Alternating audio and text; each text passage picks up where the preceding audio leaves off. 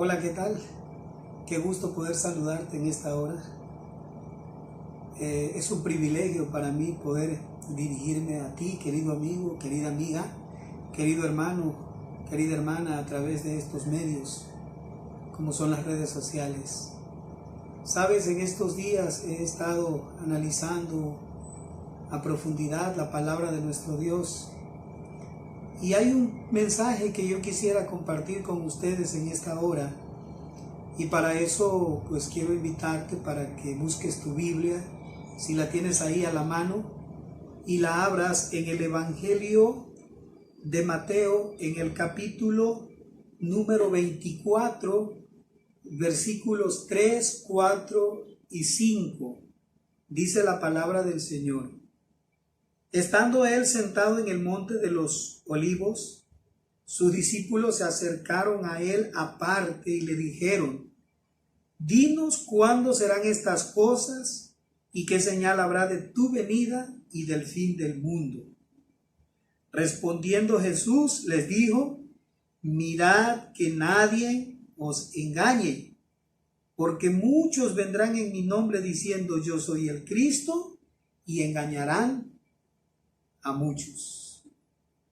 Sabes, al estudiar la palabra del Señor me llama mucho la atención la respuesta de Jesús. No Jesús va directamente a las señales que preceden a su venida, no, sino Jesús les da una palabra de amonestación. Mirad que nadie os engañe. ¿Cuál es la razón que tiene Jesús para hacer esa declaración? Bueno, la misma palabra de Dios nos da la respuesta en el versículo 5. Él dice: porque muchos vendrán en mi nombre diciendo yo soy el Cristo, y engañarán a muchos. La razón principal, queridos amigos, queridos hermanos, por la cual debían cuidarse los discípulos y debemos cuidarnos también nosotros, es para no ser engañados. De una manera u otra, Jesús repitió esta advertencia en muchas ocasiones.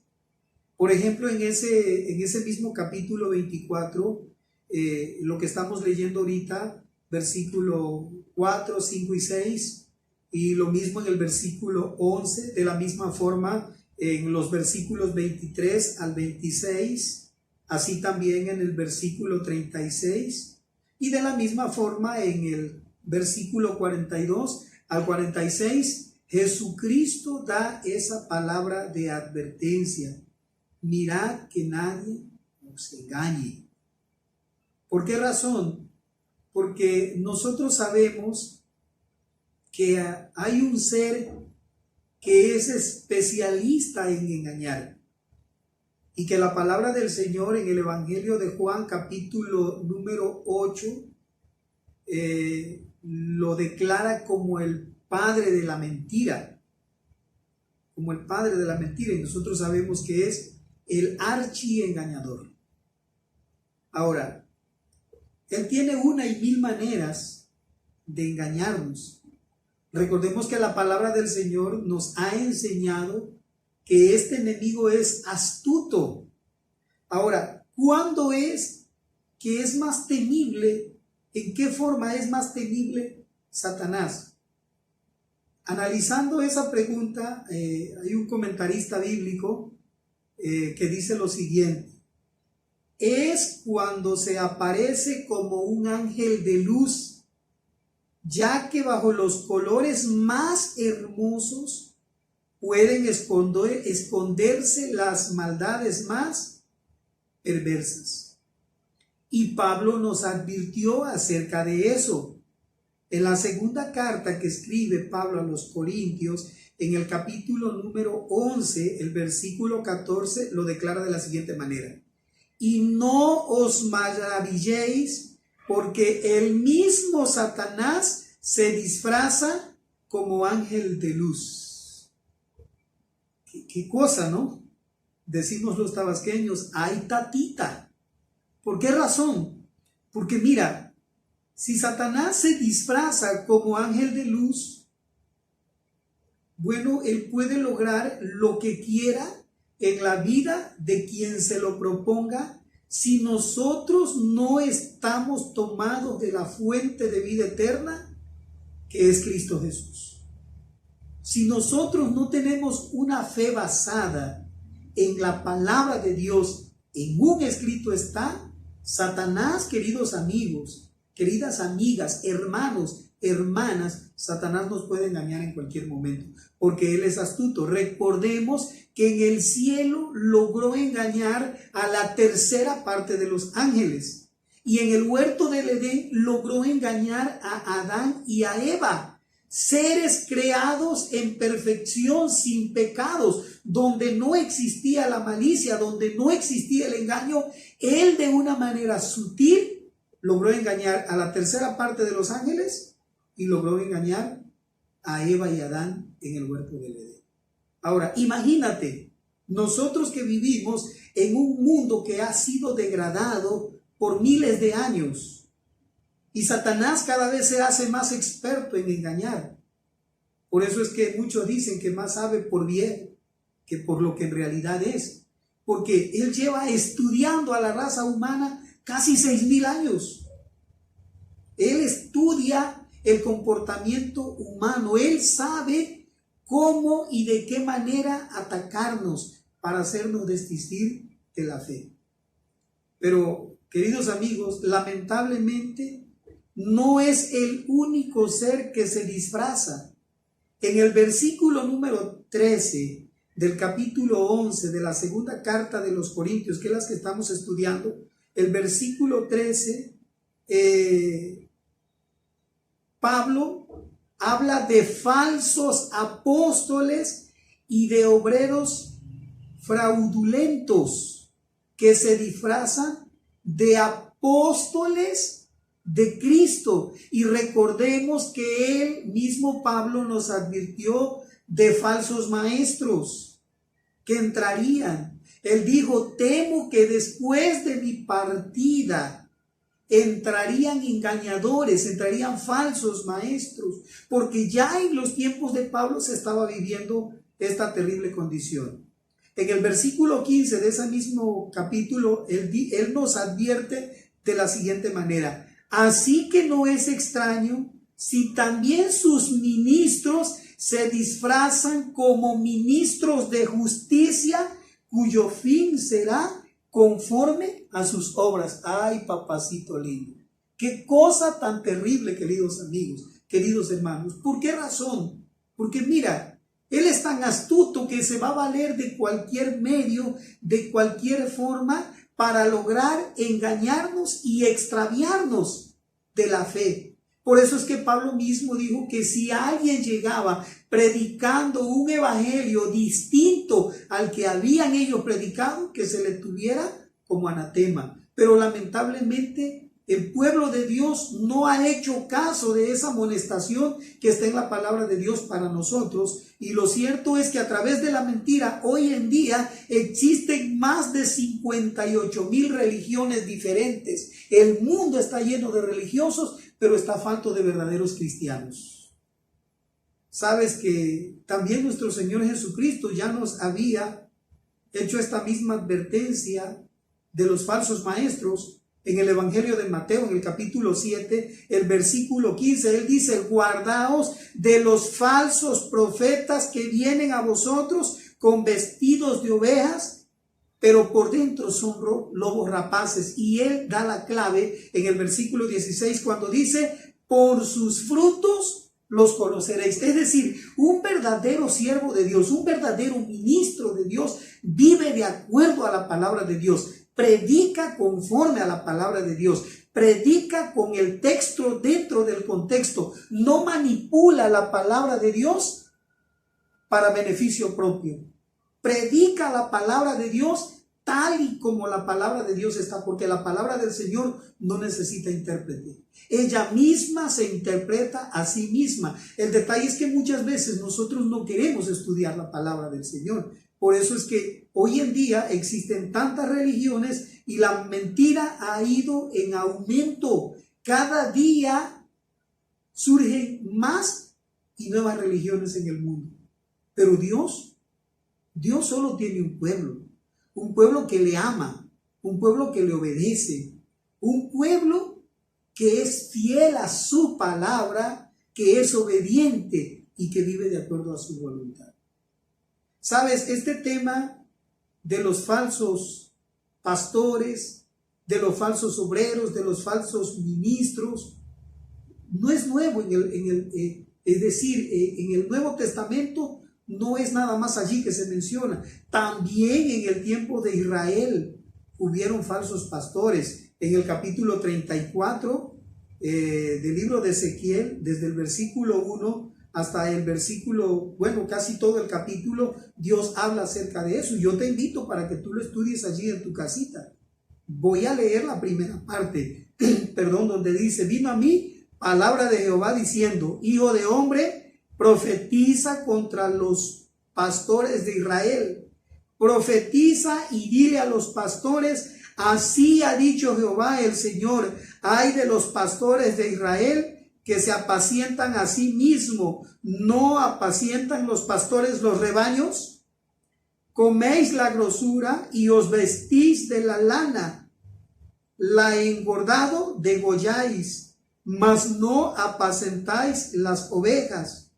No fortalecisteis a la débil, ni curasteis la enferma. No vendasteis la quebrantada, ni volvisteis al redil a la descarriada, ni buscasteis la perdida, sino que os habéis enseñoreado de ellas con dureza y con violencia. Y andan errantes por falta de pastor, y son presas de todas las fieras del campo, y se han dispersado. Anduvieron perdidas mis ovejas por todos los montes y en los collados altos, y en toda la faz de la tierra fueron esparcidas mis ovejas, y no hubo quien las buscase, ni quien preguntase por ellas.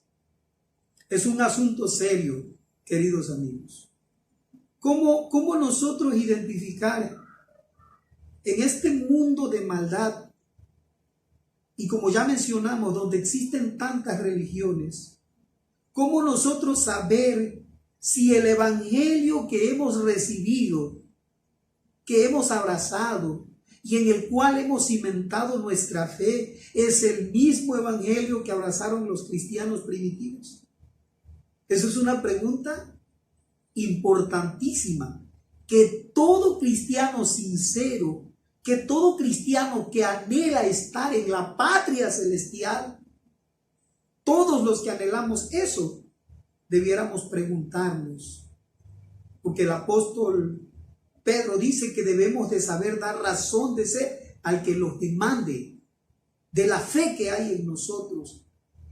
Y para eso, para la respuesta de esta pregunta, pues la Biblia también nos responde, pero la vamos a analizar el día de mañana.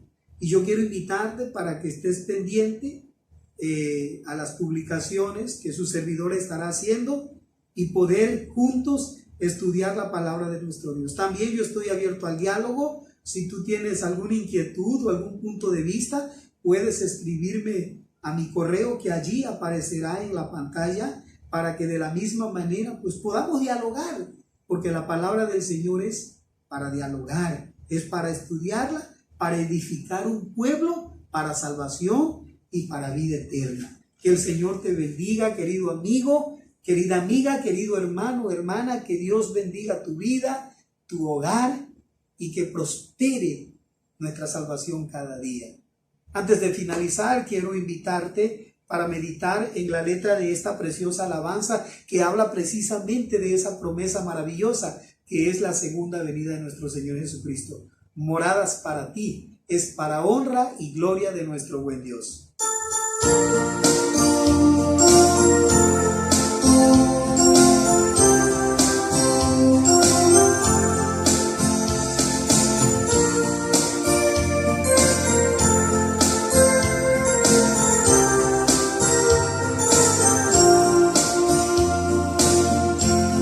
Existe un lugar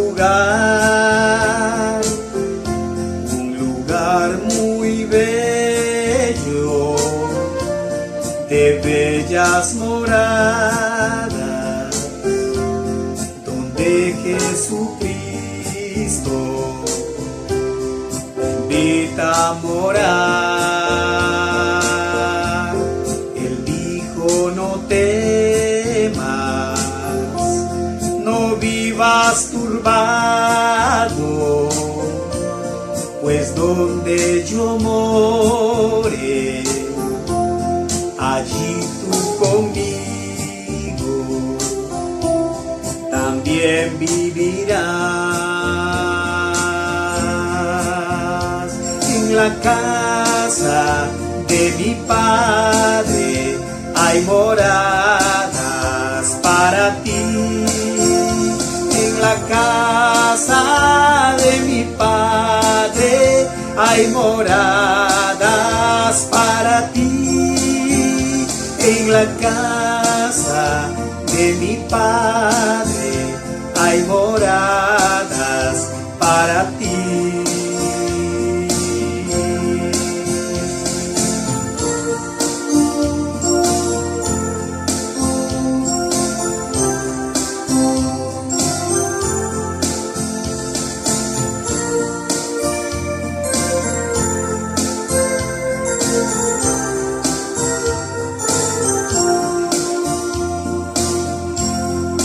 Paz yo os dejo, que es la paz de Dios, y no como el mundo, el cual va sin rumbo, mas yo os la doy. Y si yo me fuere a preparar todo, volveré de nuevo para que conmigo vosotros estéis. En la casa de mi Padre hay moradas para ti. En la casa de mi Padre hay moradas para ti. En la casa de mi Padre hay moradas para ti.